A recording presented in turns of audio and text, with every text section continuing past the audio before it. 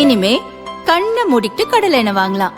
ஏன்னா மந்த்ரா கடலை எண்ணெய் இதயத்தின் தயாரிப்பு. வறுக்க பொரிக்க ஏன் எல்லா சமையலுக்கும் மந்த்ரா தான். மந்த்ரா கடலை எண்ணெய், அபார ருசி, ஆரோக்கியமான உடல் நலம். தமிழகத்தில் கடுமையான வெயில் வாட்டி வதைத்து வரும் நிலையில் கடந்த 24 மணி நேரத்தில் அதிகபட்சமாக கன்னியாகுமரி திருப்பரப்பில் 7 சென்டிமீட்டர் மழை பெய்துள்ளது. அடுத்த 7 நாட்களில் எங்கெங்கு மழை பெய்யும் என சென்னை வானிலை ஆய்வு மையம் கணித்துள்ளது. இது தொடர்பாக வானிலை மையம் வெளியிட்டுள்ள அறிக்கையில் கூறியிருப்பதாவது: தெற்குவில் கர்நாடகா முதல் மன்னார் வளைகுடா வரை தமிழகம் வழியாக ஒரு வளிமண்டல காற்றழுத்த தாழ்வு பாதை நிலவுகிறது.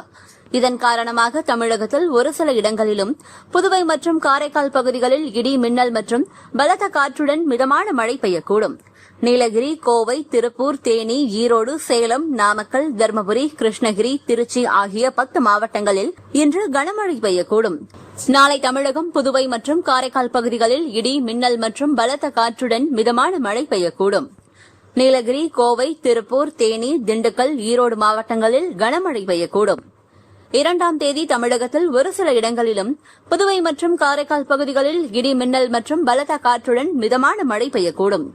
நீலகிரி, கோவை, திருப்பூர், தேனி, திண்டுக்கல், மதுரை, சிவகங்கை, விருதுநகர் மாவட்டங்களில் கனமழை பெய்யக்கூடும். 3ஆம் தேதி முதல் 6ஆம் தேதி வரை தமிழகத்தில் ஓரிரு இடங்களில் புதுவை மற்றும் காரைக்கால் பகுதிகளிலும் இடி மின்னல் மற்றும் பலத்த காற்றுடன் மிதமான மழை பெய்யக்கூடும் என வானிலை ஆய்வு மையம் தெரிவித்துள்ளது.